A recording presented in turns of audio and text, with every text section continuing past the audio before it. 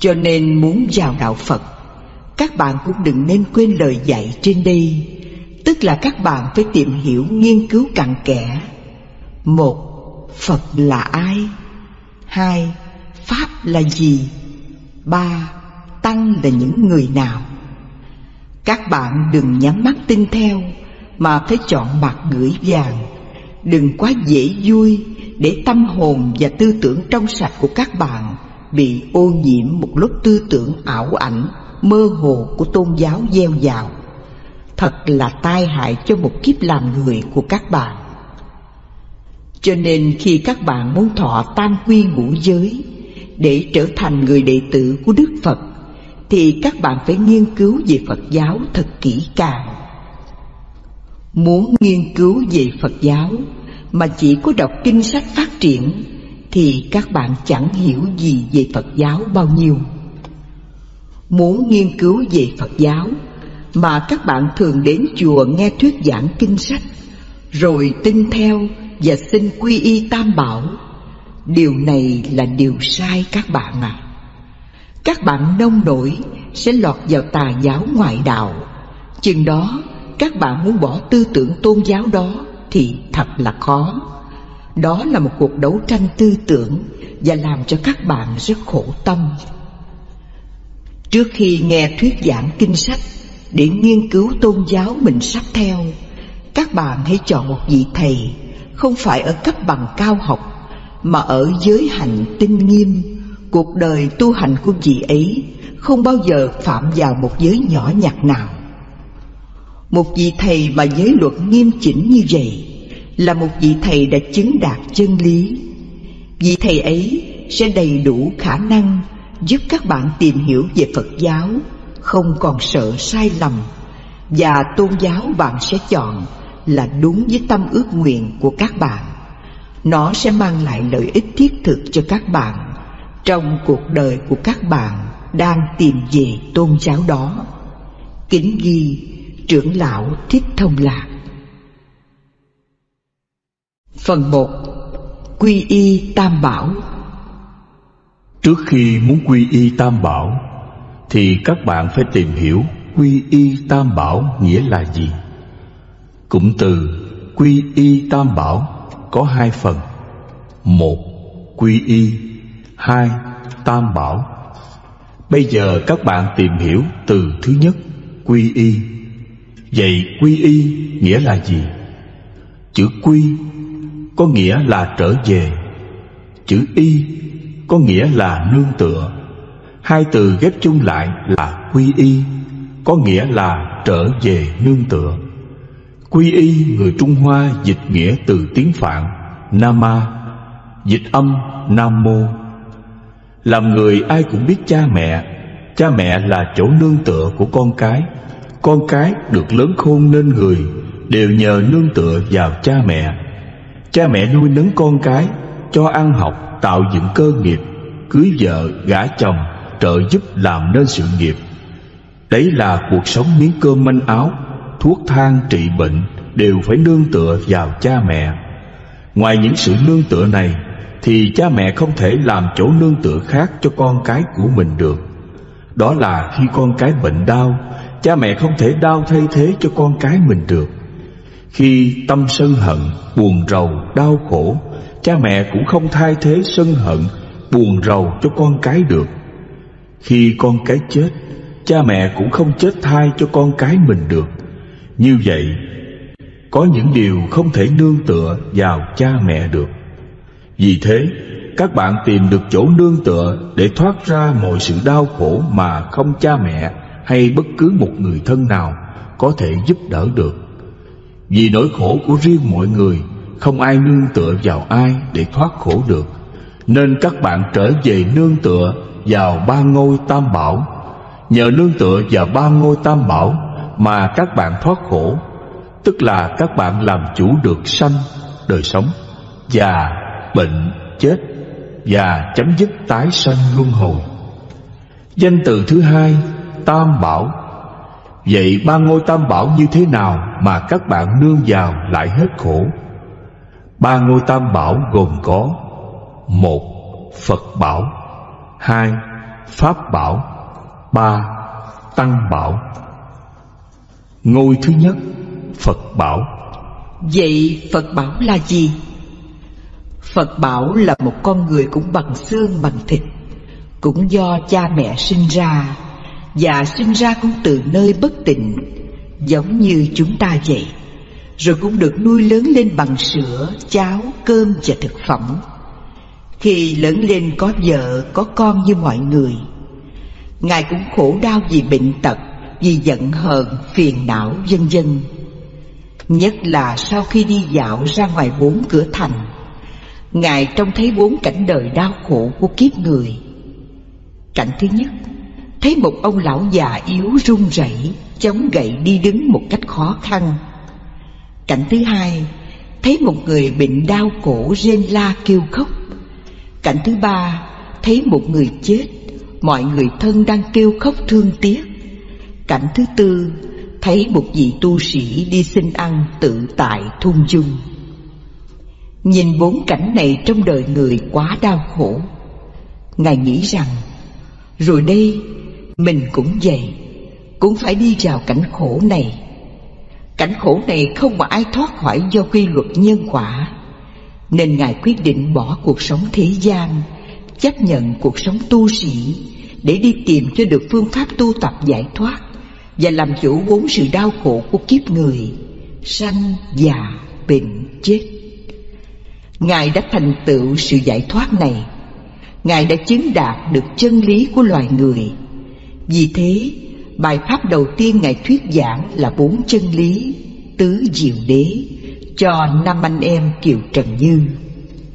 Đạo Phật ra đời với 4 chân lý này, đem lại cho loài người một chương trình giáo dục đào tạo con người đầy đủ đạo đức nhân bản, nhân quả làm người, sống không làm khổ mình, khổ người và khổ cả hai. Từ 4 chân lý này, Ngài đã làm chủ sanh, già, bệnh, chết và chấm dứt luân hồi tái sinh. Chúng ta cũng là con người, cũng do từ cha mẹ sanh ra như Ngài. Ngài làm được, chúng ta làm được. Ngài tu tập giải thoát, chúng ta cũng tu tập giải thoát được. Ngài làm được bất cứ việc gì thì chúng ta cũng làm được tất cả những việc như thế. Vì Ngài là con người, chúng ta cũng là con người. Do lòng tin nơi con người quyết liệt như vậy, thì không có việc gì mà chúng ta không thành công, phải không quý Phật tử? Do lòng tin Phật là con người thật, chứ không phải là một đấng thánh thần Bồ Tát từ cõi nào đến đây. Nếu Ngài là một bậc thánh Bồ Tát từ cõi nào đến trái đất của chúng ta, như trong kinh sách Phát Triển đã dạy, khi Ngài mới sinh ra, liền đi 7 bước, có 7 bông sen đỡ chân, và đưa tay chỉ trời chỉ đất mà nói rằng: thiên thượng thiên hạ, duy ngã độc tôn. Có nghĩa là trên trời dưới trời, ta là người duy nhất. Như vậy, rõ ràng Ngài là người đã chứng đạo, chứ không phải Ngài là một con người phàm phu giống như chúng ta. Cho nên, nếu Ngài là người đã tu chứng đạo và đến đây để độ chúng ta, thì chắc chắn chúng ta không thể tu tập làm chủ được như Ngài, bởi vì Ngài là những bậc thánh thần. Sự thật không phải vậy. Kinh sách Phát Triển thường huyền thoại qua câu chuyện thần thánh hóa Đức Phật. Một con người sinh ra như một thánh nhân, mà sau này phải 6 năm khổ hạnh, phải tu tập theo những pháp môn của ngoại đạo. Như vậy, rõ ràng chúng ta biết chắc rằng người đời sau đã huyền thoại một cách quá trớn, không đúng sự thật, dựng lên một đấng giáo chủ ảo huyền.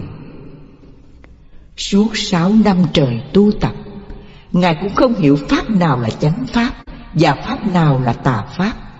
Cho nên cuộc đời của Ngài cũng phải trải qua sự học và tu tập rất nhiều pháp môn của ngoại đạo. 6 năm khổ hạnh với các pháp môn của ngoại đạo, Ngài tu tập gần như sắp chết.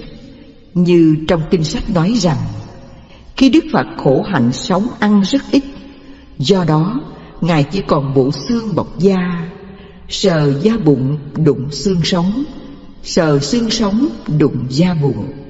Cho nên chúng ta xét thấy lời nói này có khi quá trớn.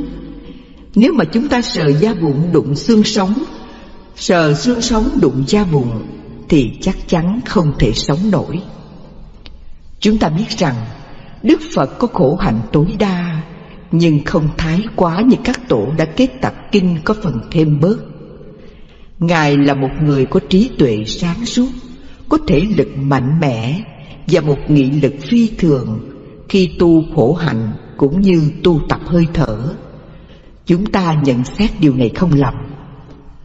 6 năm tu tập khổ hạnh, Ngài không tìm ra được sự giải thoát, nên bỏ tất cả các pháp môn của ngoại đạo và tự tìm ra một giáo pháp riêng cho mình. Và Ngài đã tìm thấy được chân lý, một con đường giải thoát thật sự. Vì thương tưởng chúng sanh, Ngài truyền lại cho chúng ta ngày nay. Cho nên Phật bảo là một con người thật, con người cũng như chúng ta, chứ không phải là con người ở cõi trời đâu xuất đến đây. Do lòng tin sự chân thật này, chúng ta tin chắc rằng chúng ta là những con người thì phải thực hiện được sự giải thoát này không có khó khăn. Do lòng tin chân thật của chúng ta khi nhận xét đúng Đức Phật là con người thật, vì thế lòng tin ấy không còn ai thay đổi được. Cho nên một đấng giáo chủ là người đã chứng đạo ở cõi giới nào đến đây truyền đạo, thì điều đó chắc chắn chúng ta sẽ không tin theo đấng giáo chủ đó. Đọc lịch sử thế giới, chúng ta biết chắc trên hành tinh sống này chỉ có một con người thật, là người nước Ấn Độ, đi tu, bỏ ngai vàng, danh lợi, bỏ vợ, bỏ con, rồi tu thành Phật. Sau này mọi người cung kính tôn trọng Ngài, mới thành lập ra tôn giáo Phật giáo, chứ Ngài không có ý đồ đó. Một tôn giáo Phật giáo, trên đầu mọi người tín đồ không có thần thánh, không có đấng sáng tạo, không có đấng vạn năng, và cũng không có đấng cứu thế. Vì vậy mọi người tu hành theo Phật giáo đều phải tự lực cứu mình, chứ không nhờ vào tha lực của ai cả. Ngày nay có những hệ phái Phật giáo tràn đầy tha lực thần quyền, thiếu thực tế, khiến cho chúng ta mất niềm tin. Chỉ vì ở chỗ cúng tế lại lễ, mang đầy hình thức mê tín dị đoan, cho nên chúng ta phải trở về cội nguồn tự lực của Phật giáo chân chánh nguyên thủy. Trở về cội nguồn tự lực của Phật giáo chân chánh nguyên thủy, tức là trở về với Đức Phật Thích Ca Mâu Ni. Trở về với Đức Phật Thích Ca Mâu Ni là quy y Phật bảo. Hôm nay quý Phật tử đã hiểu Đức Phật nào mà quý vị chọn quy y. Chỉ có Đức Phật Thích Ca Mâu Ni. Ngoài Đức Phật Thích Ca Mâu Ni thì không có một vị Phật nào xứng đáng cho quý vị quy y. Vậy quý vị chắp tay lên trước ngực, hướng về tượng Phật thầm nguyện xin quy y với Ngài. Sau khi thầm nguyện xong, quý vị đảnh lễ Ngài một lạy. Ngôi thứ hai, Pháp bảo. Vậy Pháp bảo là gì? Pháp bảo là những lời dạy của Đức Phật, những kinh nghiệm trong khi tu tập đạt được chân lý. Ngài đem dạy lại cho loài người để thực hành đạt được kết quả giải thoát như Ngài. Tại sao Pháp bảo của Ngài là chỗ nương tựa để chúng ta không còn khổ đau nữa? Có phải là pháp môn niệm Phật Di Đà không? Có phải pháp môn ngồi thiền chẳng niệm thiện, niệm ác không? Có phải pháp môn tham thoại đầu, kháng công án không? Có phải pháp môn niệm chú, bắt ấn, tụng kinh, bái sám, lại hồng danh chư Phật không? Không, Đức Phật không có dạy những pháp môn như vậy, mà dạy chúng ta pháp môn tứ chánh cần, tức là ngăn ác diệt ác pháp, sinh thiện tăng trưởng thiện pháp. Pháp của Phật rất thực tế. Ngài dạy: khi tâm có tham, tôi biết tâm có tham. Khi tâm không tham, tôi biết tâm không tham. Tham là ác pháp. Ác pháp thường mang đến sự khổ đau cho mình, cho người, cho cả hai. Vậy ngay đó, biết nó là ác pháp thì phải diệt, không được để nó trong tâm. Khi nương tựa vào pháp để diệt ác pháp thì tâm hết khổ đau. Vậy nương vào cha mẹ không hết khổ đau, mà chỉ có nương vào pháp mà hết khổ đau. Khi thân bệnh đau nhức khổ sở, bất cứ một loại bệnh nào, nơi đâu trên thân, thì chỉ cần nương vào pháp môn của Phật thì bệnh sẽ chấm dứt và thân không còn đau khổ nữa. Trên thân quán thân để khắc phục tham ưu. Ví dụ, khi chúng ta bị nhức đầu, liền nhiếp tâm vào hơi thở và an trú trong hơi thở. Vậy an trú trong hơi thở như thế nào? Trước tiên chúng ta nhiếp tâm trong hơi thở. Hít vô tôi biết tôi hít vô, thở ra tôi biết tôi thở ra. Sau khi chánh niệm tỉnh thức trong hơi thở, liền tiếp tục tác ý: an tịnh thân hành tôi biết tôi hít vô, an tịnh thân hành tôi biết tôi thở ra. Sau khi tâm an trú được trong hơi thở, thì bệnh nhức đầu đã tan mất. Như vậy, nương vào cha mẹ làm sao hết bệnh đau đầu được, chỉ có nương vào pháp môn ngăn ác, diệt ác pháp mà lành bệnh.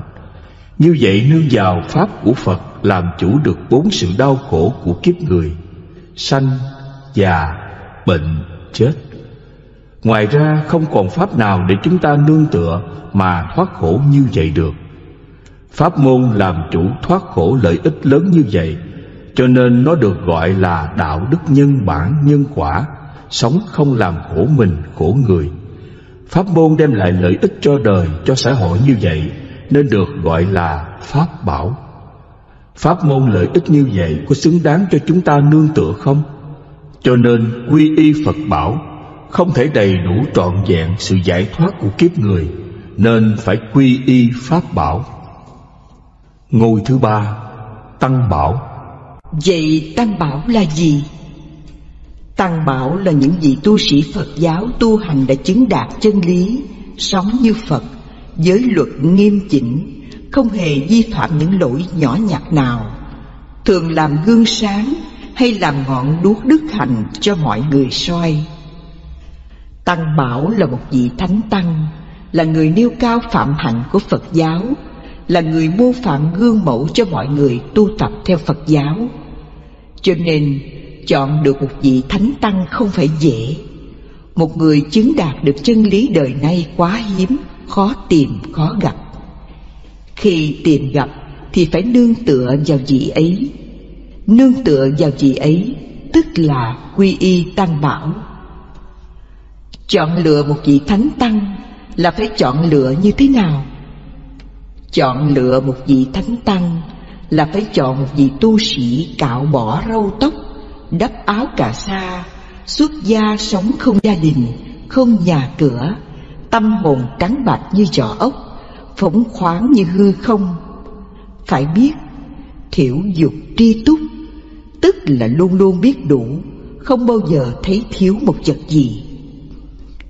Trong đời sống làm người mà tìm thấy một vị thánh tăng như vậy mới xứng đáng là người làm gương, làm ngọn đuốc sáng soi đường cho mọi người đi. Cho nên chọn lấy tăng bảo để quy y không phải dễ, vô cùng khó, khó vô cùng. Chứ không phải gặp vị tăng nào quý vị cũng đều quy y cả, miễn là có nghe đến 4 chữ quy y tam bảo là đủ.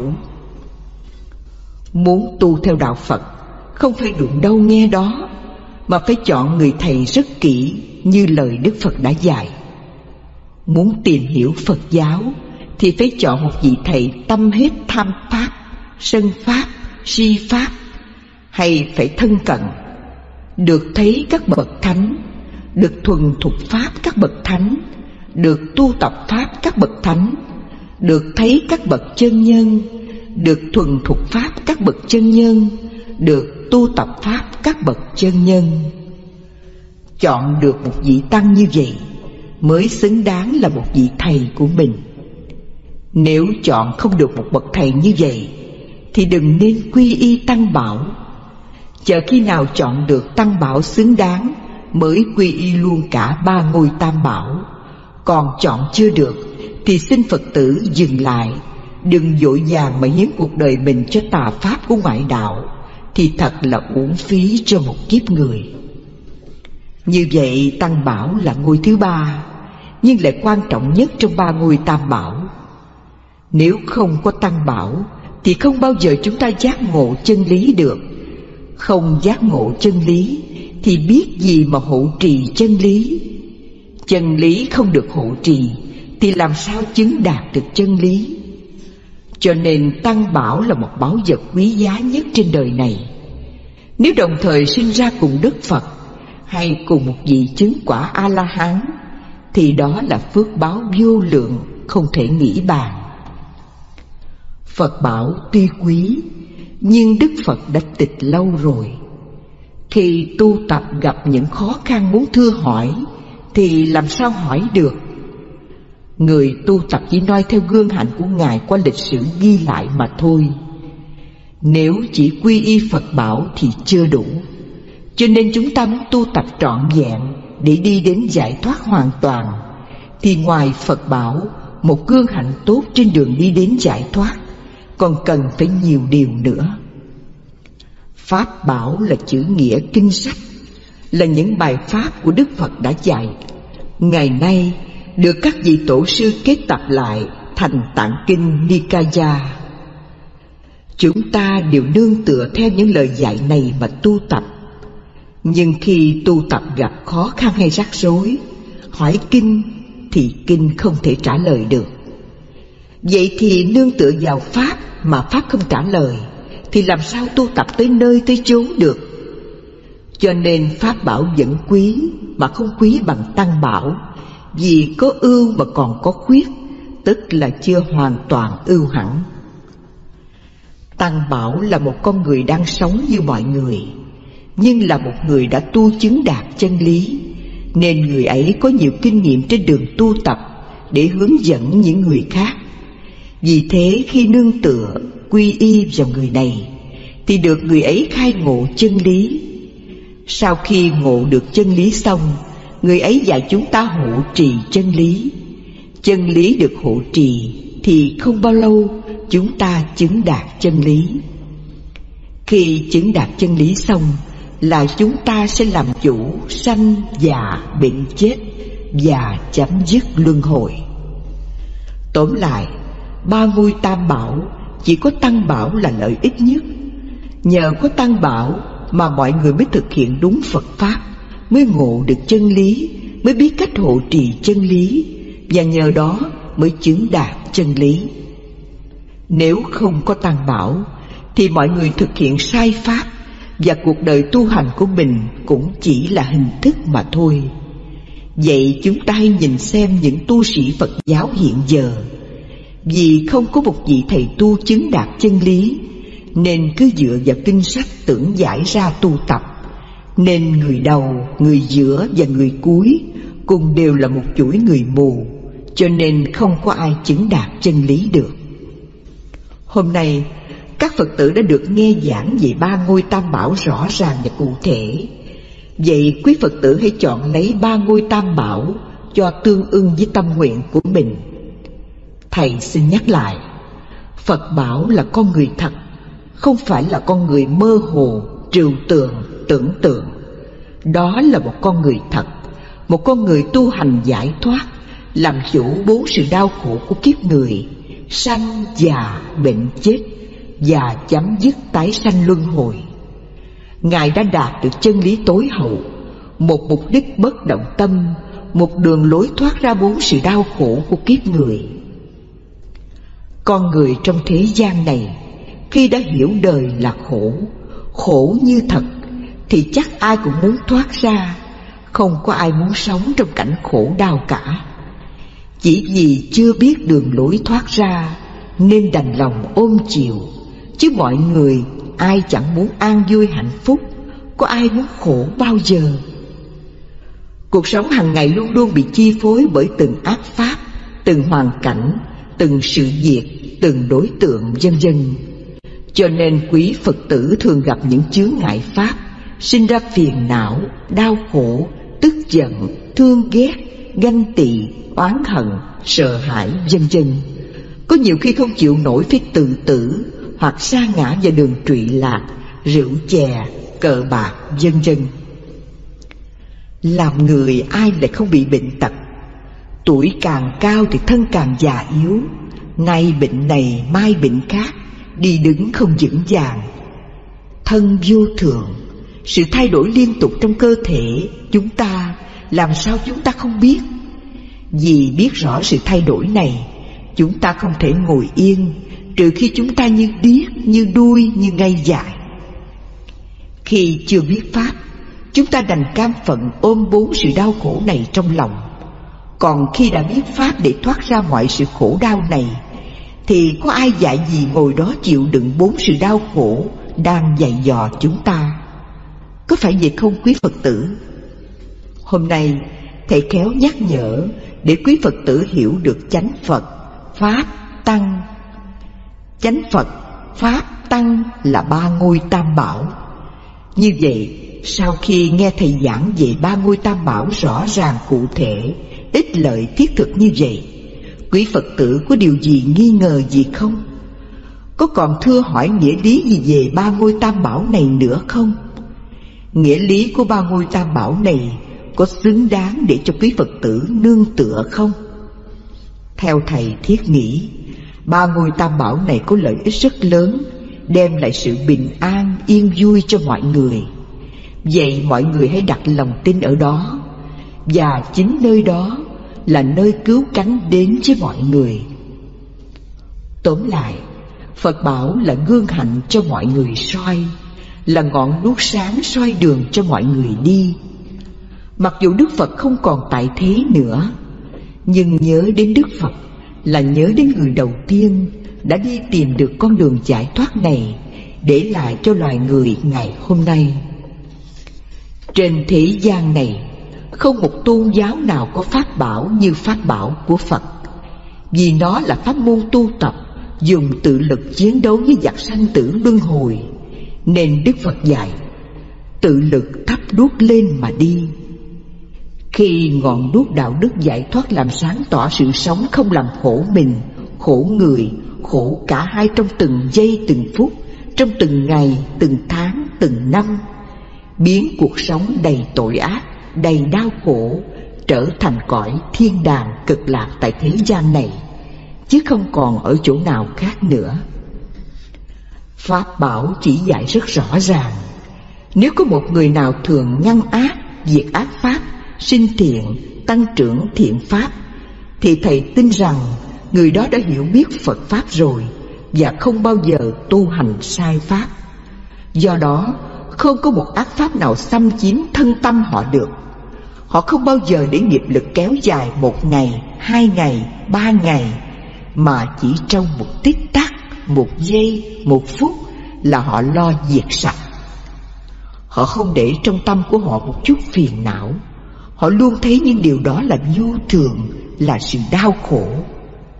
Trái lại, nếu chúng ta không biết thì nó dày dò, nó dằn vặt trong tâm ta, kéo dài một thời gian rồi mới lắng dịu và mới hết. Đó là chúng ta không biết Pháp. Còn nếu chúng ta biết Pháp của Phật thì không bao giờ lại dạy gì để cho tâm hồn chúng ta đau khổ, kéo dài từ ngày này sang ngày khác. Ba ngôi Tam Bảo quý báu về lợi ích như vậy, giúp cho đời người có một cuộc sống thanh nhàn, an lạc, yên vui một cách thiết thực, cụ thể, không có chút mơ hồ, trừu tượng, ảo tưởng nào. Pháp bảo không phải là những pháp tu tập để có thần thông, biết chuyện quá khứ vị lai, biến hóa tàn hình bằng cách này hay bằng cách khác, có khi phóng quang, có khi đi qua đá, qua tường, qua núi, vân vân. Những thần thông này chẳng có lợi ích thiết thực, vì nó chỉ là một trò ảo thuật mãi giỏ sơn đông theo góc chợ, hè phố bán thuốc dạo. Nó không có lợi ích bằng pháp ngăn ác, diệt ác pháp. Các con cứ suy nghĩ, một vị tăng tu hành có thần thông phép tắc, biết chuyện quá khứ, nói chuyện gia đình mình thật hay, hoặc nói chuyện tương lai của mình rất đúng không sai. Nhưng thần thông này có lợi ích cho bản thân mình không? Cho nên quý Phật tử phải thấy ba ngôi Tam Bảo rất quý báu. Thầy sẽ giảng cho quý Phật tử về pháp làm chủ sanh già bệnh chết, để quý Phật tử hiểu rõ sự quý báu của Pháp bảo. Ví dụ 1. Quý Phật tử đang tức giận một điều gì đó, muốn cho cơn tức giận đó không còn trong tâm nữa, thì quý Phật tử lấy định niệm hơi thở sử dụng đề tài. Quán ly sân, tôi biết tôi hít vô. Quán ly sân, tôi biết tôi thở ra. Tác ý và nhiếp tâm trong hơi thở như vậy, tâm sân liền tan biến. Ví dụ 2. Quý Phật tử đang bệnh đau bụng, muốn cho cơn đau bụng đó không còn trong thân nữa, thì quý Phật tử lấy định niệm hơi thở sử dụng đề tài. An tịnh thân hành, tôi biết tôi hít vô. An tịnh thân hành, tôi biết tôi thở ra. Tác ý và nhiếp tâm trong hơi thở như vậy, thì thân đau bụng sẽ dần dần hết đau. Ví dụ 3. Quý Phật tử cơ thể già yếu suy bòn, muốn bỏ thân tứ đại này, thì nhập vào thiền thứ tư tịnh chỉ hơi thở, liền xả bỏ báo thân vào trạng thái thanh thản, an lạc và vô sự. Thì ngay đó quý Phật tử chết trong tự tại và đầy đủ sự an lạc, không có khổ đau như người thế tục. Xét thấy ba ngôi tam bảo có lợi ích lớn cho đời người như vậy, xin quý Phật tử hãy chắp tay lên trước ngực, mặt hướng về tượng Phật và phát nguyện: từ đây về sau, con xin nguyện một lòng quyết tâm nương theo ba ngôi tam bảo, đời đời kiếp kiếp không bao giờ rời bỏ. Xin Đức Phật chứng minh cho chúng con. Sau khi phát nguyện xong, xin quý Phật tử đảnh lễ Phật 3 lại để nhận thọ trì ba ngôi tam bảo. Lễ Phật xong rồi quý Phật tử hãy ngồi xuống nghe thầy giảng tiếp. Phần 2. Thọ ngũ giới. Trước khi muốn thọ ngũ giới thì các bạn phải tìm hiểu thọ ngũ giới nghĩa là gì. Cụm từ thọ ngũ giới có 2 phần: 1. Thọ, 2. Ngũ giới. Bây giờ các bạn tìm hiểu nghĩa của từ thọ. Vậy thọ nghĩa là gì? Thọ có nghĩa là chấp nhận, đồng ý, chịu phép. Ngũ giới có nghĩa là 5 giới cấm. 2 từ ghép chung lại là thọ ngũ giới. Thọ ngũ giới có nghĩa là chấp nhận sống đúng 5 giới cấm, không hề vi phạm một lỗi nhỏ nhặt nào trong 5 giới này. Trong đạo Phật, 5 giới cấm này là 5 tiêu chuẩn làm người. Người nào sống không đúng 5 giới này là chưa xứng đáng làm người. Bây giờ thầy sẽ truyền 5 giới cấm này cho quý Phật tử. Quý vị hãy lắng nghe và suy nghĩ cho kỹ để thông suốt những giới cấm này. Ở đây thầy không truyền 5 giới cấm suông, vì đạo Phật là đạo tự giác, tự nguyện, nên ai đến với đạo Phật đều phải đến với sự giác ngộ thông suốt 4 chân lý của nó. Do thông suốt 4 chân lý của nó, nên đến với niềm tin sâu thẳm tận đáy lòng của mình.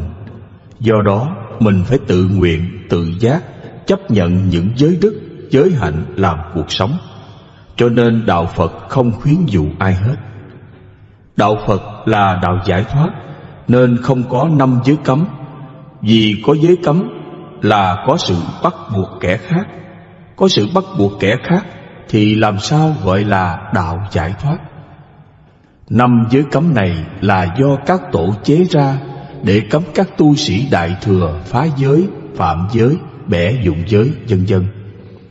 Ở đây thầy truyền 5 giới cấm, tức là truyền dạy quý Phật tử 5 đức hạnh làm người.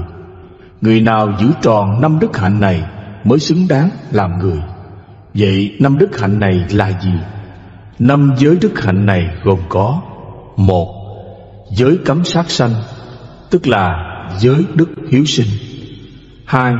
Giới cấm tham lam trộm cướp, tức là giới đức buông xả. 3. Giới cấm tà dâm, tức là giới đức chung thủy. 4. Giới cấm vọng ngữ, tức là giới đức thành thật. 5. Giới cấm uống rượu, tức là giới đức minh mẫn. Giới thứ nhất, cấm sát sanh. Giới cấm sát sanh là giới đức hiếu sinh. Người Phật tử phải cần học hiểu và sống cho đúng những đức hạnh này. Giới đức hiếu sinh này là lòng thương yêu sự sống của muôn loài trên hành tinh này. Giới đức hiếu sinh chỉ có con người mới thực hiện được. Vì thế Đạo Phật ra đời mới đem chỉ dạy cho nhân loại, để con người xây dựng cho mình có một tâm hồn hiếu sinh. Nhờ tâm hồn hiếu sinh, con người mới sống không làm khổ mình, khổ người và khổ chúng sinh, để biến cảnh sống trên hành tinh này thành cảnh sống an lạc cho mọi sự sống của muôn loài. Hành tinh của chúng ta đang sống là một hành tinh có nhiều duyên hợp để sống và nảy sinh ra sự sống khác nhau. Có trùng trùng duyên hợp thì phải có trùng trùng duyên sinh. Sinh diệt là một thể tự nhiên của hành tinh sống. Hành tinh sống là một hành tinh có nhiều duyên hợp lại để tạo thành một sự sống mới. Tạo thành sự sống mới có nghĩa là do các duyên hợp lại tạo ra một loài vật mới như thực vật hay động vật mới. Cho nên vạn vật sinh ra không phải do đấng tạo hóa, mà do các duyên hợp. Chúng ta và vạn sinh vật do từ các duyên hợp lại sinh ra. Cho nên chúng ta phải thương yêu nhau, thương yêu tất cả chúng sinh. Vì có thương yêu chúng sinh thì chúng ta mới bảo vệ sự sống của muôn loài và của chính chúng ta. Nếu vô tình chúng ta hủy hoại sự sống của chúng sinh, sự sống của loài vật, là chúng ta tự hủy hoại sự sống của chính mình. Tại sao lại gọi hành tinh của chúng ta là hành tinh sống? Trong vũ trụ có nhiều thái dương hệ. Trong mỗi thái dương hệ có nhiều hành tinh. Trong các hành tinh phần nhiều là hành tinh chết, vì nơi đó không có sự sống. Trong không gian vũ trụ có rất ít hành tinh sống so với hành tinh chết. Hành tinh sống có nghĩa là nơi đó có môi trường sống phù hợp với vạn vật sinh sôi nảy nở, sống và lớn lên. Bắt đầu từ loài rong rêu thảo mộc, rồi đến các loài vi khuẩn, côn trùng và cầm thú sinh ra. Cuối cùng là loài người. Loài người là một loài động vật cao cấp, thông minh nhất trong các loài vật. Nhờ có bộ óc thông minh nên loài người được xem là chúa tể của muôn loài. Loài động vật trên hành tinh sống này thường giết hại lẫn nhau, ăn thịt nhau mà chẳng chút thương nhau. Loài người cũng chỉ là một loài động vật, nên vẫn nằm trong bản chất hung ác của loài động vật. Vì thế nên vẫn giết hại và ăn thịt. Hiện giờ loài người tự cho mình là văn minh, nhưng bản chất hung ác vẫn còn mang nặng trong tâm hồn. Như đã nói ở trên, loài người vượt hơn muôn loài là nhờ có bộ óc thông minh, là nhờ có tình cảm sâu sắc, nên từ đó xuất hiện những con người thoát ra khỏi bản chất hung ác của loài động vật, tuyên dương lòng thương yêu sự sống của muôn loài. Đó là Đức Phật Thích Ca Mâu Ni. Ngài đã xây dựng cho loài người một nền đạo đức nhân bản, nhân quả, và kêu gọi mọi người, mọi loài vật hãy thực hiện lòng hiếu sinh, tâm từ bi, lòng yêu thương nhau một cách chân thật. Lòng thương yêu sự sống của muôn loài xuất hiện theo từng cấp độ. Cấp độ thứ nhất, con người biết thương con người. Cấp độ thứ hai, con người biết thương các loài động vật khác. Cấp độ thứ ba, con người biết thương cây cỏ và thảo mộc. Gồm 3 cấp độ này lại mới được gọi là lòng hiếu sinh. Lòng hiếu sinh xuất phát từ tâm từ bi hỷ xả. Trong đạo Phật, tâm từ bi hỷ xả còn có tên là tứ vô lượng tâm. Tứ vô lượng tâm là một pháp môn tu tập để thực hiện đạo đức hiếu sinh. Một người sống có lòng hiếu sinh là người biết thương sự sống của muôn loài. Người nào sống được như vậy mới thật sự là bậc thánh nhân, vì chỉ có bậc thánh nhân mới sống được như vậy. Sống mà không nỡ giết hại và ăn thịt lẫn nhau, đó là một hành động không còn mang bản chất hung ác của loài động vật. Đó là một hành động mà loài cầm thú không thể làm được, chỉ có con người mới thực hiện được mà thôi. Bởi vậy, thánh nhân không phải từ trên trời rơi xuống hay dưới đất chui lên, mà từ con người. con người biết thương yêu sự sống của muôn loài.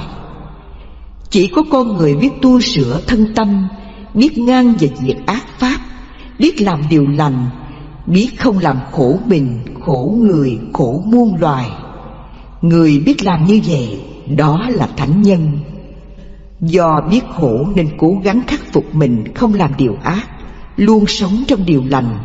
Đó là tu tập để làm người thật là người, để làm thánh thật là thánh. Quý Phật tử hãy nhìn xem mọi người đang sống quanh ta.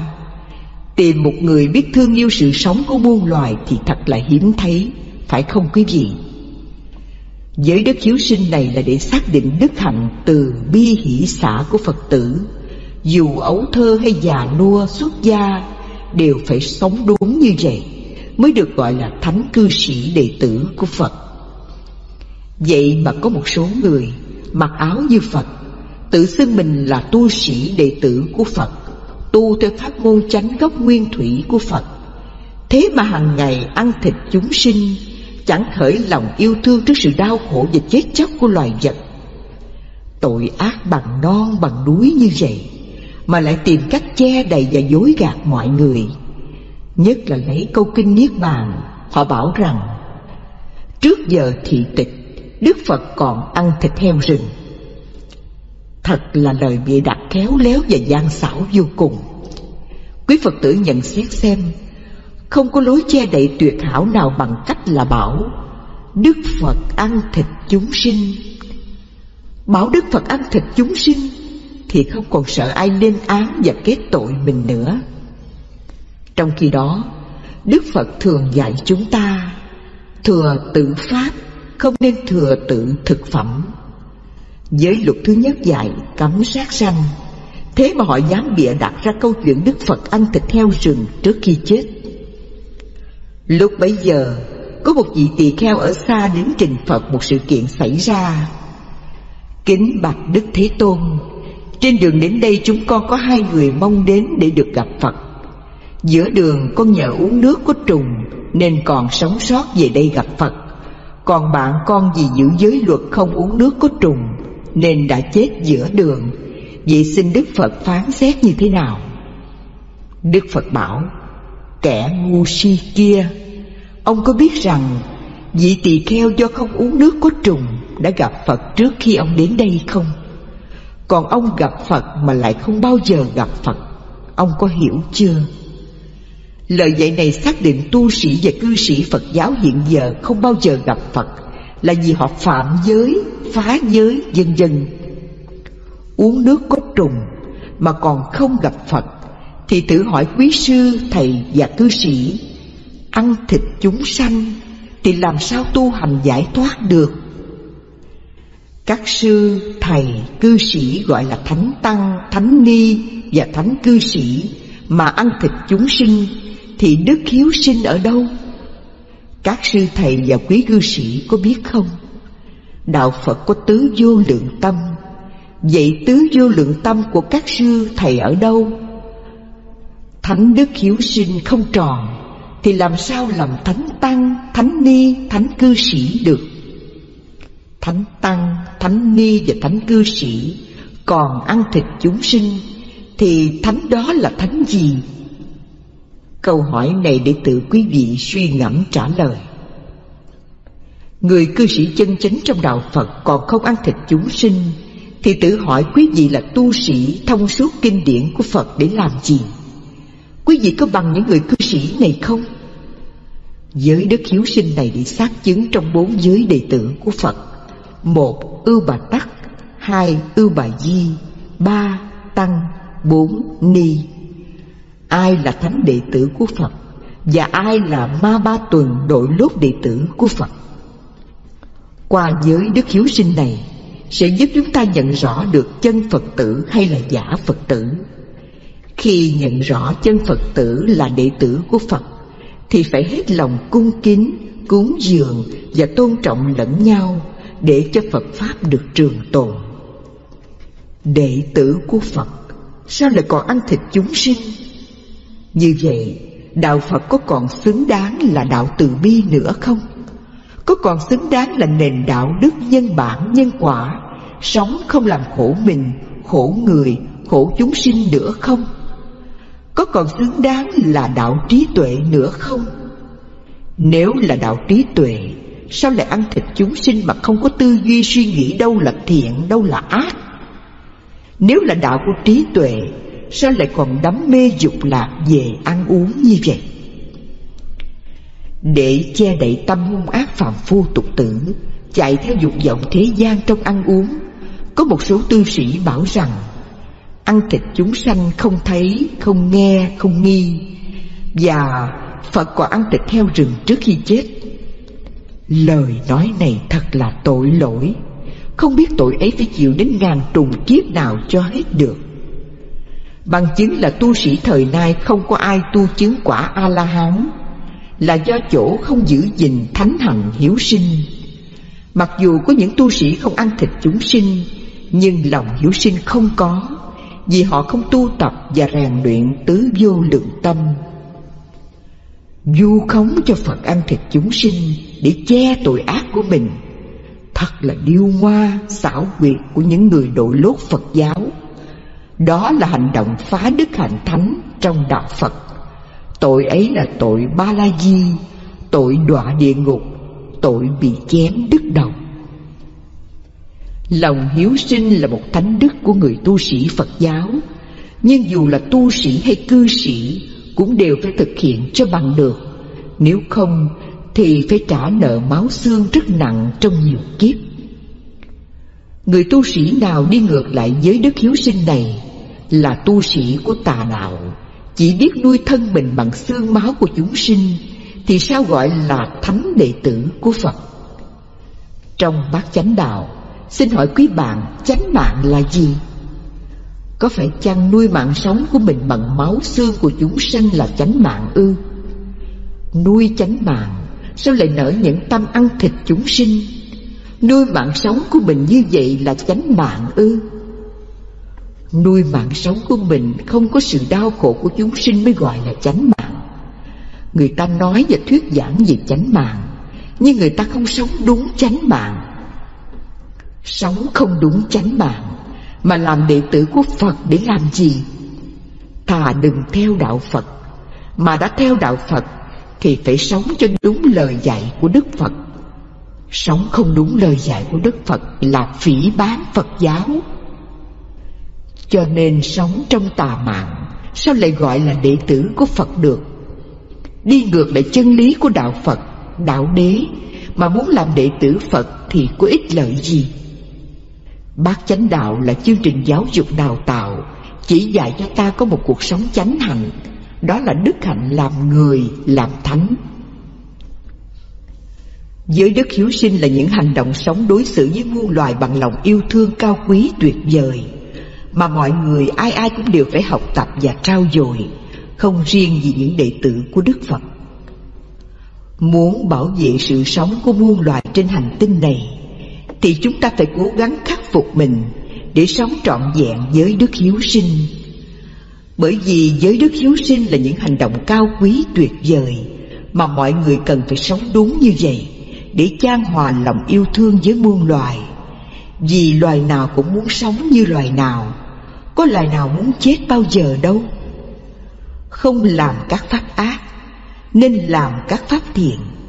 Ngăn ác, diệt ác pháp, sinh thiện, tăng trưởng thiện. Vậy quý Phật tử giết hại chúng sinh, làm ra thực phẩm cúng dường chư tăng là làm thiện hay sao? Là sinh thiện và tăng trưởng thiện hay sao? Quý Phật tử có biết mình làm ngược lại với giáo lý của Đức Phật không? Trong kinh Jivaka, Đức Phật dạy một người cư sĩ giết chúng sinh làm ra thực phẩm cúng dường chư tăng có 5 điều phi công đức, tức là có 5 điều tội lỗi. Do quý Phật tử chưa am tường giáo lý chân chánh của Phật giáo, mà chỉ nghe, biết, hiểu theo kiến giải, tưởng giải của các sư, ăn không thấy, không nghe, không nghi, hoặc ăn thịt chúng sanh tưởng rau cải là như ăn rau cải. Những ngôn ngữ này là những ngôn ngữ đi đánh lừa Phật tử. Các sư còn lừa đảo quý Phật tử hơn nữa, bằng những lý luận nuốt cho trôi những miếng thịt động vật. Phật còn ăn thịt chúng sanh. Ăn thịt cá cứ tưởng là rau cải sẽ là rau cải. Tại quý vị cố chấp, chứ ăn vào bụng rồi chay mặn cũng như nhau. Kính thưa quý Phật tử, giới đức hiếu sinh này ở đâu mà sao các sư nỡ tâm nhai nuốt được thịt chúng sinh như vậy? Các sư là thánh tăng tỳ kheo, còn đây là thánh cư sĩ mà còn không vi phạm giới luật này. Sao thánh tăng tỳ kheo lại sống những điều phi giới luật như vậy? Thế mà tín đồ có mắt như mù, có tai như điếc, có ý thức như ngu, có phải không quý vị? Tóm lại, muốn là một vị đệ tử thánh tăng, thánh ni, thánh cư sĩ của Đức Phật, thì giới luật thánh đức hiếu sinh này phải được giữ gìn nghiêm túc. Giữ gìn nghiêm túc còn chưa đủ, mà còn phải tu tập tứ vô lượng tâm, từ bi hỷ xả.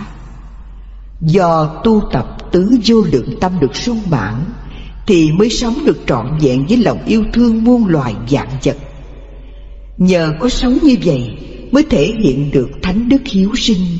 Chứ đừng bắt chước Tuệ Trung Thượng Sĩ, Tế Điên Tăng Hòa Thượng, Phật Sống Cựu Kim Sơn và Thiền Sư Phần Dương vân vân, tự tại vô ngại ăn thịt chúng sinh và uống rượu như người thế tục, thì chúng ta không còn chỗ nào bình luận cả. Giới thứ hai, cấm tham lam trộm cắp. Không tham lam trộm cắp là một giới đức buông xả. Người tu sĩ cũng như những người cư sĩ tại gia cần phải học hiểu và sống đúng đức hạnh này.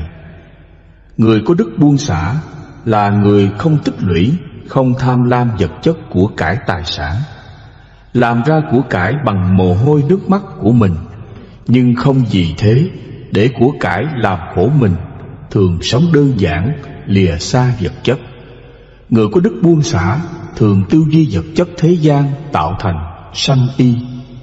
Sanh y có nghĩa là các pháp dây quanh chúng ta tạo thành một cuộc sống khổ đau.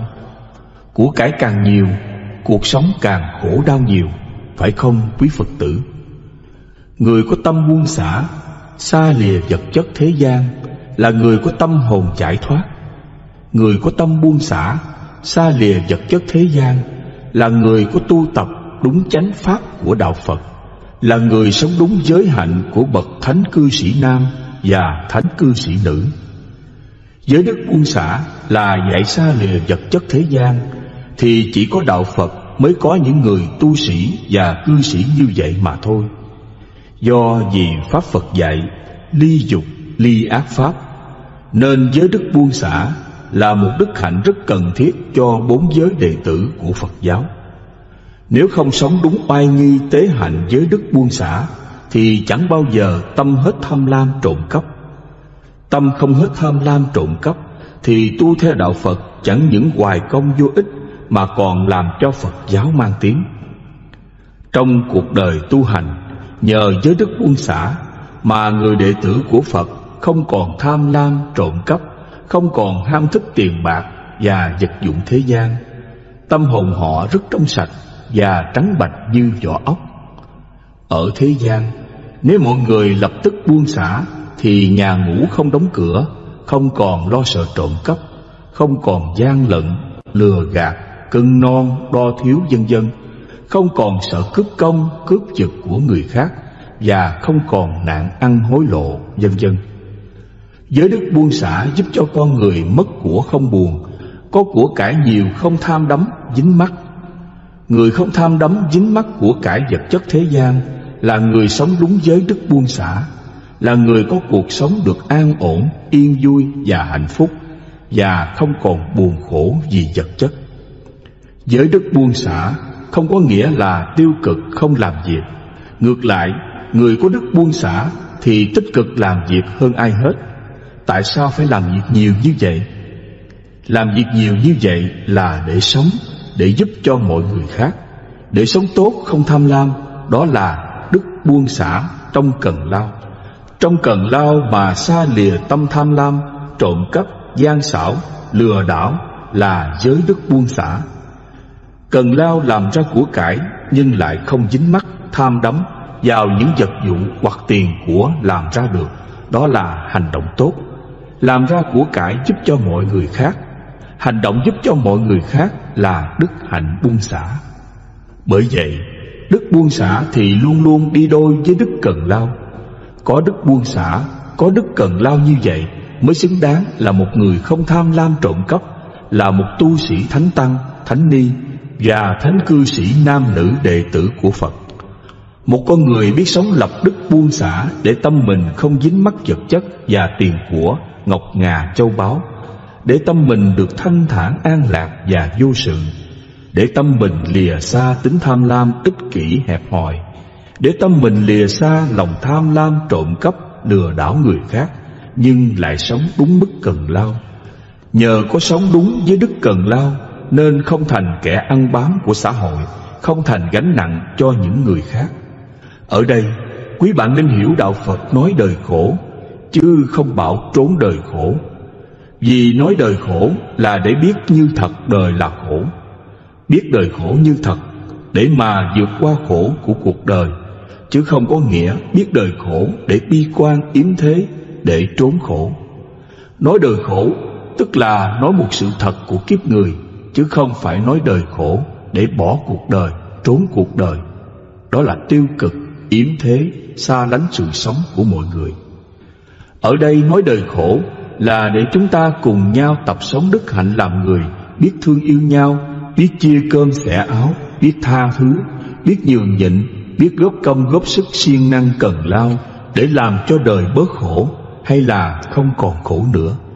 Chứ không phải biết đời khổ để bỏ cuộc đời này, để đi tìm một thế giới khác sung sướng hơn, hạnh phúc hơn, an lạc hơn, như các kinh sách tà giáo ngoại đạo và các tôn giáo khác đã từng xây dựng thế giới chư thiên, thiên đàng, cực lạc Tây phương, niết bàn vân vân, để tránh né sự khổ đau của thế gian này, để mơ tưởng một thế giới hạnh phúc an lạc hảo quyền khác.